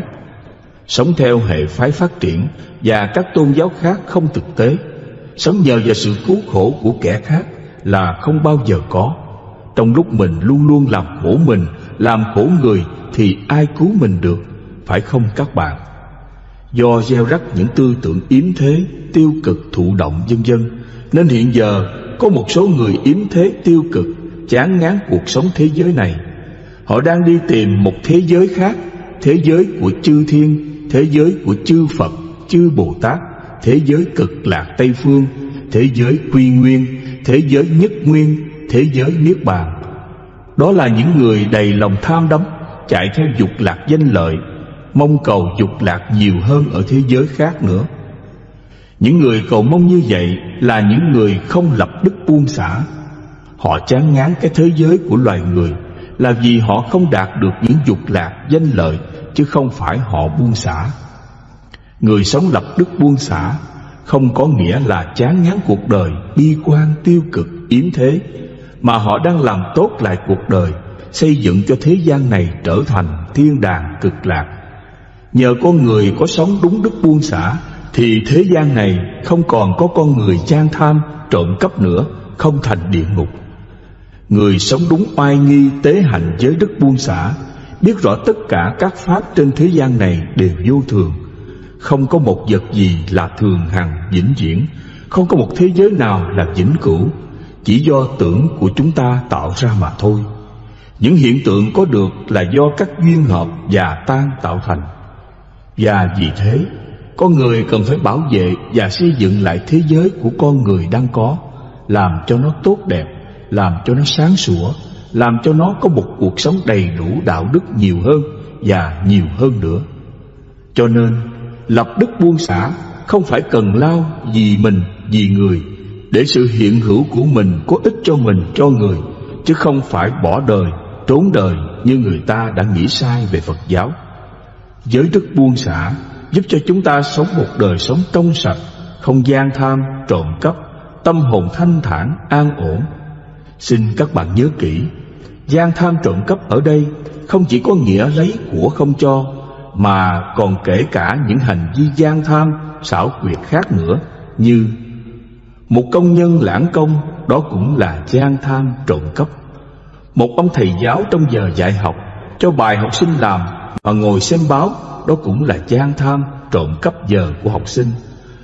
Một ông bác sĩ nhận quà bệnh nhân cũng là gian tham trộm cắp. Một anh công an gác đường nhận tiền hối lộ cho xe chở đồ lậu thuế vào thành phố, đó cũng là gian tham trộm cắp. Tóm lại, giới đức buông xả đối trị được tâm tham lam trộm cắp, giúp cho thân tâm không dính mắc vật chất thế gian, giúp cho tâm luôn được thanh thản, an lạc và vô sự. Người muốn sống được giới đức buông xả này thì phải thường xuyên quán các pháp vô thường, vô ngã, do duyên hợp và thường đau khổ. Trong cuộc sống thế gian, khi người xuất gia cũng như người tại gia sống đúng giới đức buông xả này, thì thế gian là thiên đàng cực lạc, cuộc sống con người sẽ hạnh phúc biết bao. Giới thứ ba, cấm tà dâm. Cấm tà dâm là một giới đức chung thủy. Những người cư sĩ tại gia cần phải học, hiểu và sống cho đúng đức hạnh này. Người không tà dâm là hiện tiền thân và tâm của họ chung thủy, trung thành, tình nghĩa chân thật. Một người còn tà dâm thì không thể nào thân tâm chung thủy, trung thành, tình nghĩa chân thật được. Thân tâm không chung thủy, trung thành, tình nghĩa chân thật thì lúc nào cũng giả dối, không chân thật, không tình nghĩa. Còn tâm tà dâm thì làm sao gọi là thánh cư sĩ được? Phải vậy không quý Phật tử? Bởi vậy, giới đức chung thủy này còn xác định được người cư sĩ Phật giáo là do chỗ tâm trung thành, chung thủy, chân thật với gia đình. Người ta tu theo Phật giáo là một cư sĩ mà tâm không trung thành, chung thủy, chân thật với gia đình thì theo Phật giáo để làm gì? Còn làm mang tiếng cho Phật giáo. Là đệ tử Phật mà bất trung bất nghĩa, không chung thủy, không chân thật, thật là một tiếng xấu xa vô cùng nhục nhã. Thưa quý Phật tử, một bậc thánh cư sĩ thì không thể nào còn tà dâm. Còn tà dâm thì sao được gọi là thánh cư sĩ, phải không quý vị? Giới đức chung thủy là đức hạnh trước sau một lòng, vẫn có tình cảm gắn bó vợ chồng không thay đổi. Cuộc sống gia đình, chồng và vợ là những người đầu ấp tay gối, sống chia vui sẻ buồn, khi cay đắng, lúc ngọt bùi đều có nhau. Cho nên trước sau phải giữ một lòng, tình cảm gắn bó không thay đổi. Khi đã có chồng có vợ thì không nên tà dâm với người khác. Tà dâm với người khác là làm hại gia đình mình và hại gia đình người khác, làm cho hai gia đình đều đau khổ và tan nát. Con cái đau khổ và oán hận cha mẹ suốt đời. Làm cha mẹ không hy sinh cho con cái mà chỉ vì cá nhân của mình thì làm sao sống có đạo đức. Cho nên người không có đạo đức chung thủy cũng giống như loài thú vật, chó, trâu, bò, heo, dê, gà, vịt vân vân. Người biết giữ gìn giới đức chung thủy là người biết sống mang lại sự an vui hạnh phúc cho gia đình. Người biết giữ gìn đức chung thủy là người biết sống không làm khổ vợ con, không làm khổ chồng con và không làm khổ cả hai bên cha mẹ, anh em, chị em, dòng họ. Trong gia đình, giới đức chung thủy là một đức hạnh cao quý tuyệt vời. Nó là một vị thần hạnh phúc của mỗi gia đình. Vậy quý Phật tử, mỗi người đều có gia đình thì phải tu tập và sống cho đúng giới đức chung thủy. Vì giới đức chung thủy rất cần thiết để bảo vệ gia đình. Giới thứ tư, cấm vọng ngữ. Không vọng ngữ là một giới đức chân thật. Người tại gia cần phải học hiểu và sống đức hạnh này để đem lại lợi ích cho mình, cho người và cho cả hai. Giới đức không vọng ngữ là một đức hạnh chân thật. Người không nói dối là một con người thật là người. Còn người phàm phu thì không thể tránh khỏi nói dối. Mặc dù nói dối không hại ai, hoặc nói dối đùa chơi, thì vẫn là nói dối, vẫn là làm mất uy tín của mình. Không nói dối là một việc làm rất khó, cho nên phàm làm người, ai ai cũng có nói dối. Nói dối ít hay nói dối nhiều, nói dối có hại hay nói dối không hại người. Vọng ngữ thuộc về khẩu nghiệp, nên chỉ loài người mới mắc tội vọng ngữ. Còn thú vật thì không mắc tội này, vì thú vật không nói được. Người không vọng ngữ là người tạo cho mình một uy tín đối với mọi người, một sự kính trọng tuyệt vời, một lòng tin yêu quý và tôn trọng sâu sắc. Vọng ngữ chia làm 4 phần: A. Nói dối. B. Nói lời hung ác. C. Nói lưỡi hai chiều. D. Nói lật lọng. Nói dối có nhiều cách. 1. Ca ngợi khen tặng một người nào mà người đó chưa làm được như vậy thì đó là nói dối. Cách nói dối đó là nịnh bợ lấy lòng người trên. Ca ngợi việc làm của người khác không đúng đạo đức mà nói đúng đạo đức là nói dối. 2. Quý hòa thượng chết trong bệnh đau khổ sở mà bảo rằng thu thần nhập diệt, đó là nói dối. Vì các vị hòa thượng có biết cách nào thu thần nhập diệt đâu. 3. Khi nói sai một điều gì là có nói dối. Như trong Kinh Kim Cang dạy, Bồ Tát độ hết chúng sanh thì thành Phật. Có nghĩa là một người tu tập hết vọng tưởng thì thành Phật. Lời dạy trong kinh này là nói dối. Vì khi hết vọng tưởng thì tâm sẽ rơi vào trong không, chứ không thành Phật. Phật chính là chỗ tâm bất động trước các ác pháp và các cảm thọ, chứ không phải tâm không niệm, tâm vô phân biệt, tâm vô trụ, vân vân. 4. Trong Tâm Kinh Bát Nhã dạy, quán tự tại hành tâm bát nhã ba la mật, đa thời chiếu kiến ngũ uẩn chai không. Lời dạy như vậy là nói dối, vì chưa thấy ai quán chiếu ngũ uẩn chai không được. Tổ sư Tử chết oan là lời nói dối này. Trong các chùa ngày đêm 4 thời công phu khuya sớm đều tụng Tâm Kinh Bát Nhã mà chưa có thấy vị thầy nào thoát khổ. Như vậy kinh này nói dối. 5. Không thấy, không nghe mà nói thấy, nghe là nói dối. 6. Thấy, nghe mà nói không thấy, không nghe là nói dối. 7.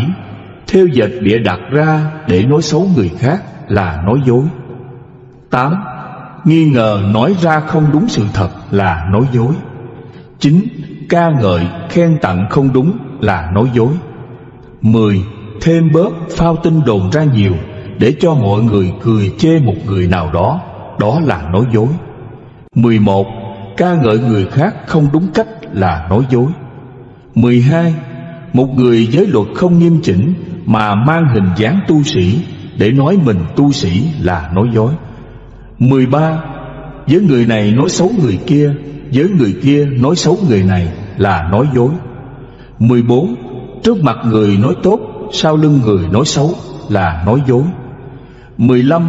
Chê người khác không đúng cách, có nghĩa chưa biết trình độ người ta ở mức độ nào mà chê là nói vọng ngữ. 16. Chê với luật Phật lỗi thời là nói dối. 17. Chưa biết người chứng quả A-la-hán ra sao mà chê A-la-hán còn tạp khí, còn tranh chấp, chê như vậy là nói dối. 18. Đặt ra nhiều quả vị A-la-hán như trong kinh sách Đại Thừa. 1. A-la-hán toàn giác. 2. A-la-hán độc giác. 3. A-la-hán thanh văn, vân vân. Đó là nói dối. Vì quả vị A-la-hán là vô lậu. Người nào tu tập tâm vô lậu là người chứng quả A-la-hán. Quả A-la-hán không có cao thấp. Phân chia quả vị A-la-hán cao thấp là tư tưởng phàm phu, tư tưởng người thế gian. Người chưa chứng quả A-la-hán mà phân chia quả A-la-hán là nói dối. Cho nên khen hay chê, phân chia không đúng sự thật đều có nói dối. 19. Nói một việc mà người khác không hiểu bằng trí mà phải hiểu bằng tưởng là có nói dối. Như nói có linh hồn người chết, nói có Phật tánh, có thế giới siêu hình là nói dối. Vì đó là cảnh giới tưởng, cảnh giới không có thật. 20. Nói con người có ngã, có thần thức là nói dối. Xưa Đức Phật dạy, ta nói một điều gì mà mọi người hiểu được, biết được bằng ý thức thì ta không có nói dối. Còn ta nói một điều gì mà mọi người phải hiểu bằng tưởng là có nói dối trong ta. 21. Nói Phật tánh là tánh biết ngoài ý thức, tưởng thức và tâm thức là có nói dối. Vì ngoài ba thức của thân ra, làm sao có tánh biết nào khác nữa. 22. Nói có cõi siêu hình thật sự, nghĩa là nói có linh hồn người chết là nói dối. Chứ họ đâu biết rằng linh hồn người chết là do trạng thái của tưởng uẩn của người còn sống tạo ra. 23. Nói có cõi trời, cõi cực lạc là có nói dối. Vì đâu có cõi trời, cõi cực lạc. Cõi trời, cõi cực lạc là cõi tưởng của con người tạo ra. 24. Nói cõi người là cõi có thật thì cũng nói dối. Vì cõi người là cõi duyên hợp, nên các duyên có hợp thì lại có tan, cho nên sinh tử là duyên hợp tan. Duyên hợp tan thì có cái gì là thật đâu, mà nói nó có thật thì đó là nói dối. Tại sao vậy? Tại vì cõi người là cõi duyên hợp chứ không có thật ngã. Nói cõi người có thật là nói trong tưởng, tưởng như kinh sách của tà giáo ngoại đạo. 25. Nói con người từ cõi trời Quan Âm Thiên tái sanh đến cõi người là nói láo. Vì nói như vậy con người sẽ tưởng ra chứ ý thức không thể hiểu được. Cho nên Đức Phật dạy, ta nói những gì mà ý thức con người hiểu được là không nói dối, ngược lại là có nói dối trong ta. Nói ra một điều gì mà mọi người không hiểu hay hiểu một cách lờ mờ, không cụ thể rõ ràng là ta đã nói dối. Một người tu sĩ Phật giáo chân chánh không bao giờ nói những lời trường uốn như con lương, vừa có vừa không, sắc tức thì không, không tức thì sắc. Nói như vậy là nói dối, nói lừa đảo, nói lường gạt người. Chúng tôi xin nhắc lại lời nói ở trên. Bát Nhã Tâm Kinh có câu: hành thâm bát nhã ba la mật, đa thời chiếu kiến ngũ uẩn chai không. Câu nói này là câu nói dối. Vì bao đời từ khi có câu kinh này, trong các chùa người ta đã nhật tụng hàng ngày, mà ngũ uẩn của quý thầy có không chưa? Nếu ngũ uẩn dai không, sao quý thầy còn thấy đau bệnh khổ sở như vậy? Nếu ngũ uẩn dai không, sao lại có chùa to Phật lớn như vậy? Nếu ngũ uẩn dai không, sao quý thầy còn tham sân si như vậy? Rõ ràng là câu kinh lừa đảo, nói dối lừa người. Như kinh Pháp Hoa dạy: dù cho tạo tội như núi cả, diệu pháp liên hoa tụng mấy hàng. Lời dạy này là nói dối. Có bao giờ đi trộm cướp giết người, bị tù tội, bị án tử hình, mà tụng kinh Pháp Hoa lại ra tù khỏi tử hình chưa? Giới đức không nói giọng ngữ là một đức hạnh về khẩu nghiệp, nên khi nói ra một điều gì hay giảng kinh thuyết pháp một loại kinh sách nào thì phải nói nghĩa lý có kinh nghiệm tu hành chứng đắc của mình rõ ràng và cụ thể, là không nói dối. Còn giảng nói mà mình chưa làm được, chưa tu được mà dạy cho mọi người là nói dối. Giảng nói mà người ta thực hành có kết quả giải thoát thực sự là nói thật. Giảng nói mà người ta thực hành không có kết quả là nói dối. Đức Phật đã xác định: pháp ta không có thời gian đến để mà thấy. Đó là Đức Phật đã xác định lời Phật dạy là không nói dối. Vì thế, sự giải thoát phải đi đôi với sự thực hành pháp. Pháp như vậy mới gọi là pháp không nói dối. Cho nên pháp tu thiền định của đạo Phật dạy rất rõ ràng: ngăn ác, diệt ác pháp, là pháp giải thoát rõ ràng. Vì ngăn ác, diệt ác pháp là có giải thoát nơi tâm mình cụ thể rõ ràng. Người đã biết ác pháp mà không biết ngăn diệt nó là người không tự cứu khổ mình. Còn người biết ngăn diệt ác pháp thì người đó sẽ hết khổ. Đó là pháp dạy chân thật không nói dối. Vì pháp dạy tu tập ở đâu thì ở đó có kết quả ngay liền.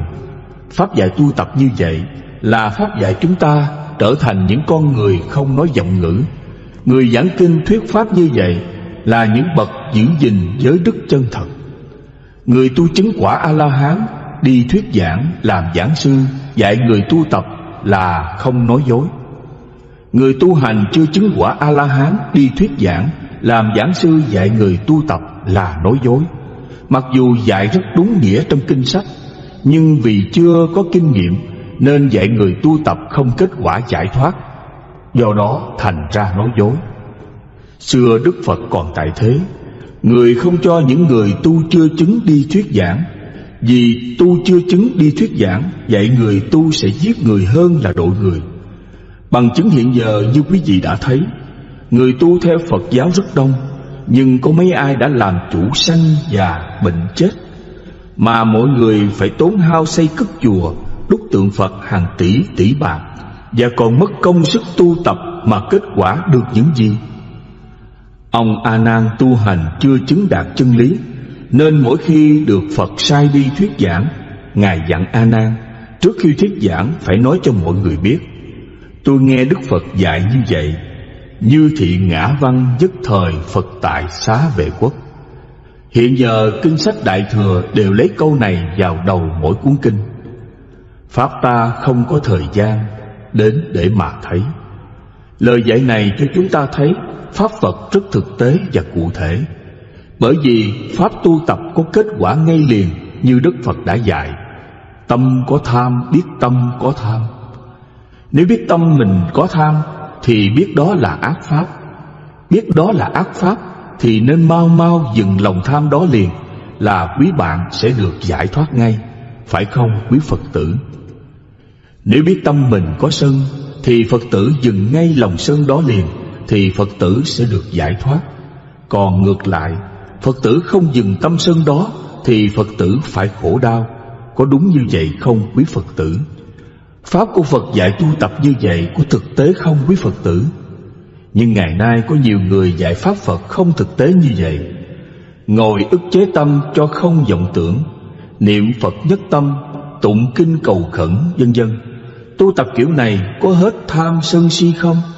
Có cụ thể thực tế như Pháp ở trên không? Như vậy ngồi thiền ức chế tâm không vọng tưởng, niệm Phật nhất tâm cầu giảng sanh, tụng kinh cầu khẩn chư Phật gia bị tai qua nạn khỏi vân vân, là pháp nói dối, là pháp không chân thật, chỉ lừa dối người, làm cho hao tiền tốn của, phí sức vô ích. Giới đức chân thật đã xác định, những người giảng kinh thuyết pháp thời nay phần nhiều là nói dối. Họ nói dối vì họ nói ra mà chính họ không làm được, chưa chứng. Kinh sách Đại Thừa dạy y giáo bất y nhân. Câu kinh này là câu kinh che đậy sự nói dối của các ông giảng sư. Bảo người khác giữ giới mà mình không giữ giới là mình có nói dối. Dạy người khác tu chứng quả thánh mà mình tu chưa chứng quả thánh là nói dối, vì có biết kinh nghiệm đâu mà tu chứng. Tóm lại, khi tu tập chưa xong thì nên im lặng như thánh. Tu tập chưa xong mà dạy người tu là nói dối. Cần phải cảnh giác những loại thánh giả này. Đó là những hạng Bồ Tát dỗm, Bồ Tát chuyên vọng ngữ. Giới đức không nói vọng ngữ là để xác định cho những người giới luật tinh nghiêm. Họ là những bậc thánh tăng, thánh ni và thánh cư sĩ, là đệ tử chân chánh của Đức Phật. Ngược lại, những người phạm giới, phá giới, bẻ dụng giới, thường vọng ngữ là ma ba tuần, đội lốt Phật giáo lừa đảo mọi người, khiến cho Phật giáo mất gốc. Giới thứ 5, cấm uống rượu. Không uống rượu là một giới đức minh mẫn. Người Phật tử cần phải học hiểu và sống đúng giới luật đức hạnh này, để không làm khổ mình, khổ người và khổ cả hai. Một người được gọi có đức hạnh minh mẫn sáng suốt thì không nên để thân tâm đắm nhiễm các ác pháp thế gian như thuốc lá, cà phê, trà, cần sa, thuốc phiện và bất cứ những loại rượu nào khiến cho người ta say mê nghiện ngập, gây tác hại cho thân bệnh tật và thần kinh căng thẳng, rối loạn, làm cho con người như ngây như dại vân vân, làm cho con người nghiện ngập bỏ không được. Trong cuộc sống của con người có rất nhiều pháp ác thế gian, khiến thân tâm chúng ta dễ đắm nhiễm và say mê. Rượu là một chất nước độc, uống vào kích thích cơ thể, khiến cho có những hành động giống như những người điên, cơ thể đi đứng siêu vẹo, ngã tới ngã lui, đụng đâu nằm đó, chẳng biết dơ sạch, miệng nói ẹ, lặp đi lặp lại một câu nhiều lần, khiến cho mọi người không ai kính trọng. Người uống rượu không phải là người khôn ngoan, mà là người ngu si đệ nhất. Thứ nhất là họ mất tiền phải mua rượu. Thứ hai là họ đem độc dược vào thân mà không biết, khiến cho thân sinh ra nhiều bệnh tật khó trị, khiến cho trí óc ngu đần, không còn sáng suốt. Thứ ba, biến họ trở thành con người chỉ còn biết tham ăn tham nhậu, ưa đánh lộn, thích chửi mắng vợ con và xóm làng. Thứ tư, một người say rượu có thể làm náo loạn cả thôn xóm, mất trật tự an ninh trong thôn xóm. Một con người bình thường uống rượu sai mà còn mất giá trị, huống là một người Phật tử uống rượu sai thì còn gì giá trị đệ tử của Phật nữa, phải không quý Phật tử? Khi uống rượu vào, bị kích thích thần kinh, người say rượu xem trời đất chẳng ra gì, chỉ có mình là trên hết, nên dùng những lời nói phách lối, cống cao ngã mạn, chửi mắng thiên hạ, là lối ôm sòm, dùng những lời lẽ kém văn hóa, thiếu đạo đức, mất lịch sự, rất thô tục. Thằng mày nó, chửi thề thô tục vân vân. Một người Phật tử mà tay cầm ly rượu hay lon bia uống thì có nghĩa lý gì là một đệ tử của Phật nữa? Người đời cầm ly rượu uống, người ta còn thấy người ấy là người không minh mẫn, không sáng suốt, ngu si, là người thiếu đạo đức với mình. Uống độc dược vào thân để tự làm khổ mình mà không biết, hành động như vậy là hành động của người điên, người mất trí. Người ta bảo rằng mấy ông tiên hay uống rượu, người ta còn gọi là tiên tửu. Lời nói này có đúng không? Lời nói này là theo sự tưởng nghĩ của con người, cho rằng người nào hưởng đầy đủ dục lạc thế gian mà không phải đổ mồ hôi nước mắt làm ra vật chất là sướng như tiên. Cho nên tiên là sự tưởng nghĩ, chứ thực sự những người bỏ đời vào núi tu hành thì rượu ở đâu trong núi có mà uống. Ai làm ra rượu cho các ông tiên uống? Tiên chỉ là một sự tưởng tượng của con người. Giới đức minh mẫn xác định cho chúng ta thấy thánh tiên Phật là những người sáng suốt minh mẫn. Những người sáng suốt minh mẫn mà lại uống rượu thì có còn sáng suốt minh mẫn nữa không? Tiên mà còn uống rượu thì đâu còn nghĩa là tiên, mà là kẻ phàm phu tục tử, tham ăn tham uống. Tiên là những người thân tâm phải thanh tịnh, thông minh và sáng suốt, nên có ngu gì mà uống rượu. Tiên mà còn đắm chìm trong men rượu thì không thể gọi là tiên nữa, mà gọi là những người ngu. Người ngu mới nghiện ngập, mới làm cho thân mình khổ sở.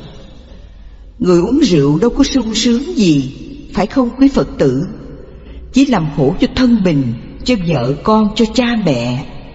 Rượu đắng và cay gây ra nhiều thứ bệnh tật khổ đau vân vân. Người đời không biết, cho Lý Bạch là tiên. Sự thật, Lý Bạch chỉ là một nhà thơ rượu. Có uống rượu thì làm thơ, không uống rượu thì không làm thơ được. Trong kinh Phật đã dạy có 5 tiêu chuẩn làm người, mà uống rượu là một tiêu chuẩn để không xứng đáng làm người. Người uống rượu là người chưa xứng đáng làm người. Người ta so sánh thú vật, người, thánh, tiên, Phật là ở chỗ đức hạnh. Tiêu chuẩn đức hạnh mới xác định được cụ thể ai là thú vật, ai là người, ai là thánh, ai là tiên và ai là Phật. Giới đức minh mẫn đã xác định được điều này. Cho nên Đạo Phật đã biết lấy giới luật mà xác định và phân loại. Làm người như thế nào mới thật sự làm người, làm tiên như thế nào mới thật sự là tiên, làm thánh như thế nào mới thật sự là thánh, và làm Phật như thế nào mới thật sự là Phật. Người làm thú vật thì dễ, nhưng làm người không phải dễ. Nên Khổng Tử nói vi nhân nan, vi nhân nan, nghĩa là làm người khó, làm người khó. Làm thánh tiên Phật thì còn khó gấp 100.000 lần. Tiêu chuẩn ấy Đạo Phật đã xác định qua hành động sống hàng ngày. Ai làm khác tiêu chuẩn này mà gọi họ là thánh, tiên, là Phật, là lừa đảo người. Cho nên đứng trong tiêu chuẩn của Phật giáo mà xác định, thì kẻ nào mạo nhận mình là người thánh, tiên, Phật, chúng ta đều biết thứ giả, thứ thật. Không ai lừa dối chúng ta được, phải không quý Phật tử? 5 giới đức của người cư sĩ xác định cho chúng ta biết rất rõ những người Phật tử giả và những người Phật tử thật trong Phật giáo. Người tu sĩ Phật giáo mà chỉ vi phạm một giới trong 5 giới đức cư sĩ này thì người ấy không phải là Phật tử. Thầy xin nhắc lại, một vị Phật tử còn bưng ly rượu hay lon bia uống thì còn gì thể thống của một vị thánh cư sĩ. Cũng như một vị Phật tử cầm một điếu thuốc lá hút thì còn nghĩa lý gì thánh cư sĩ là đệ tử của Đức Phật, phải không quý Phật tử? Giới cấm uống rượu, vì rượu là một thứ nghiện ngập khiến cho mọi người dễ đắm mê. Ngoài rượu ra, chúng ta phải hiểu có những thứ nghiện ngập khác như thuốc lá, trà, cà phê, thuốc viện, vân vân. Tuy Phật không cấm, nhưng chúng ta nên biết đó cũng là những thứ độc dược gây ra bệnh tật cho cơ thể, mang đến sự đau khổ cho chúng ta.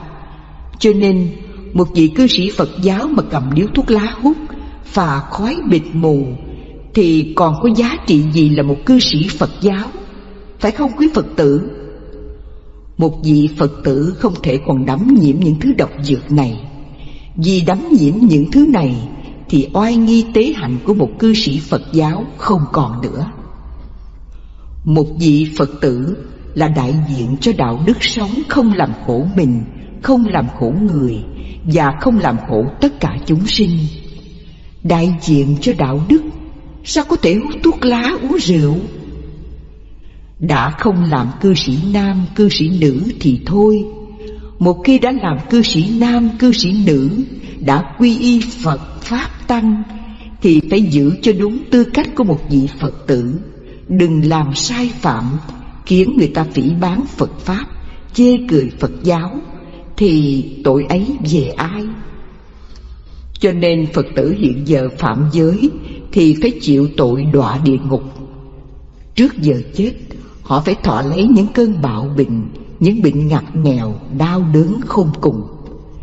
Đừng bảo rằng trả nghiệp dồn nghiệp. Phật tử là những bậc thánh cư sĩ thì phải chuyển nghiệp. Chuyển nghiệp làm sao có thọ khổ như vậy?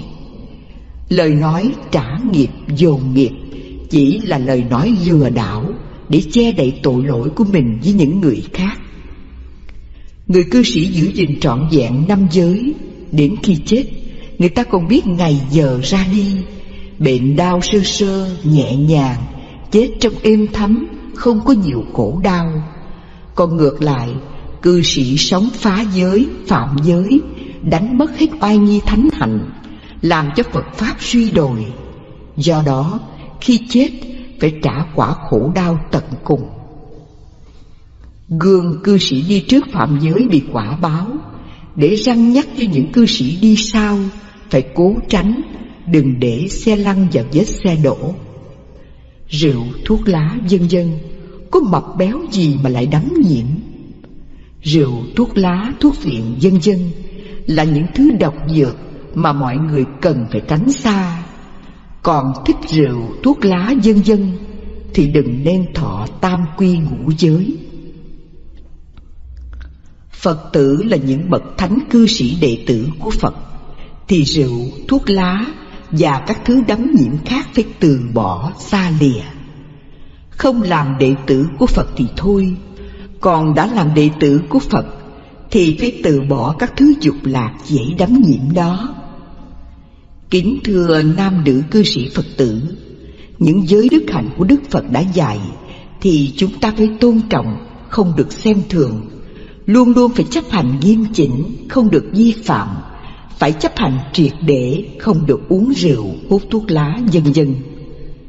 Chúng ta cần phải thông minh sáng suốt, giữ gìn giới đức minh mẫn của một vị thánh cư sĩ đệ tử của Đức Phật, không đắm nhiễm tệ uống rượu, hút thuốc. Trí tuệ thông minh của đạo Phật không chỉ là tri kiến hiểu biết nhiều sự mênh mông, mà còn là tri thức hiểu biết không làm khổ mình, khổ người và khổ chúng sinh. Người không uống rượu là người có sự hiểu biết không làm khổ mình, không làm khổ người và không làm khổ cả hai. Đó là người minh mẫn, là người sáng suốt. Giới đức minh mẫn giúp cho mọi người không còn ngu si đắm mê hút thuốc lá và uống rượu nữa. Đệ tử của Phật là đệ tử của trí tuệ, của sự thông minh sáng suốt. Cho nên giới đức minh mẫn là sự thông minh sáng suốt đó. Quý Phật tử đã học được 6 đức ở trong 5 giới này. Vì vậy, những đức hạnh này nó mang đến sự lợi ích lớn cho đời sống của quý Phật tử. Quý Phật tử cứ suy ngẫm thử xem, trong 6 đức này, nó sẽ mang đến sự lợi ích cho bản thân của mình, có lợi ích rất lớn như trên đã nói. Có đúng vậy không? Nếu đúng thì quý Phật tử hãy chắp tay lên xin nguyện rằng: từ nay về sau, con xin hứa sẽ cố gắng giữ gìn 5 giới này, để thực hiện 6 đức hạnh làm người, để xứng đáng làm người, làm đệ tử của Phật. Quý Phật tử nguyện như vậy, rồi lễ Phật để thọ nhận 5 giới đức này.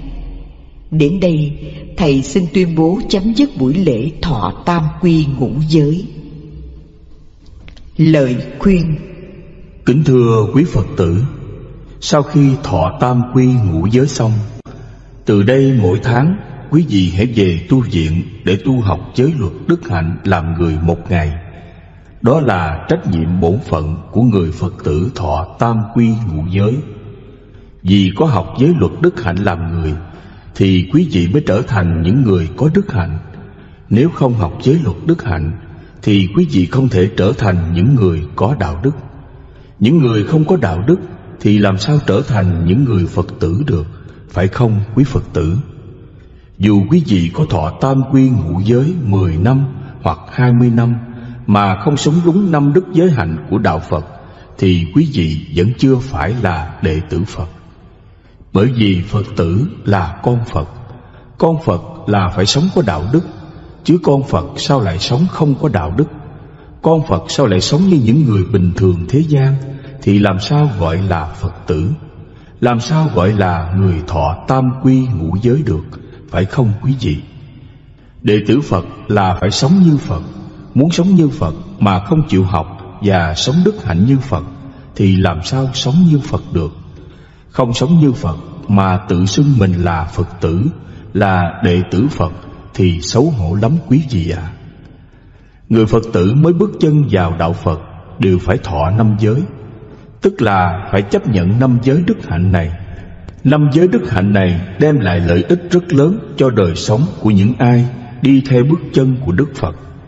Vì thế, quý Phật tử cần phải học và tập luyện trau dồi 5 giới đức hạnh này.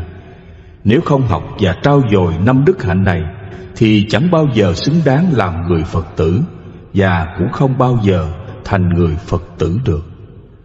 Kính thưa quý Phật tử, khi thọ cũ giới xong, có nghĩa là quý Phật tử đã chấp nhận 5 giới. Khi đã chấp nhận 5 giới, tức là chấp nhận 5 đức hạnh làm người, thì quý vị đừng xem thường và đừng bỏ qua những giới đức hạnh này. Bỏ qua những giới đức hạnh này là bỏ qua những vật vô giá mà trên thế gian này không có vật gì đánh đổi được. Bỏ qua những giới đức hạnh này là quý vị sẽ bị thiệt thòi rất lớn trong cuộc sống, và đời đời kiếp kiếp quý vị sẽ chịu nhiều khổ đau không bao giờ dứt. Vì có giữ gìn 5 giới đức hạnh này thì quý vị mới thoát ra bản chất của loài cầm thú, mới xứng đáng là những con người trong Phật giáo, mới chuyển hóa những nghiệp ác nhiều đời nhiều kiếp của quý vị. Như thế, bản thân và gia đình quý vị mới được bình an và hạnh phúc. 5 giới này không phải là nhiều giới. 5 giới này không phải là những giới luật khó khăn, rắc rối, cao siêu ngoài sức con người, ngoài tầm tay của quý vị. Nhưng tại sao quý Phật tử không giữ được? Nó là 5 tiêu chuẩn để trở thành con người thật sự là người. Nếu 5 tiêu chuẩn này chưa đạt được thì con người còn mang bản chất hung ác của động vật. Quý Phật tử có nhận ra điều này không? Thọ tam quy ngũ giới là tập sống trong thiện pháp. Sống trong thiện pháp là phải được chuyển nghiệp khổ đau của bản thân và gia đình. Cho nên người thọ tam quy ngũ giới thì bản thân và gia đình đều được bình an, mạnh khỏe. Còn đã thọ tam quy ngũ giới lâu rồi mà bản thân và gia đình nay đau may ốm, tai nạn thường xảy ra, khiến cho cuộc sống buồn phiền, bất an, khổ đau chồng chất, vân vân, thì đó là thọ tam quy ngũ giới cho có thọ tam quy ngũ giới, thọ cho có hình thức, thọ cho có danh là Phật tử. Đó là nương tựa theo Phật giáo mà không làm đúng theo Phật giáo. Quý Phật tử hãy cố gắng siêng năng học tập, trau dồi bản thân và sống đúng những giới luật đức hạnh này, để không phụ ơn Phật, ơn Thầy dạy bảo, để đem lại sự bình an cho mình, cho người và cho muôn loài vật sống trên hành tinh này, để biến đổi cõi thế gian trở thành cõi cực lạc thiên đàng. Kính ghi Tu Viện Chân Như. Quyết tâm tu tập, quyết một đời tu tập không lui, giữ thân tâm thanh thản an vui, nhập thiền định xa lìa nhân quả, đạo quả viên thành độ chúng vui. Chân Như.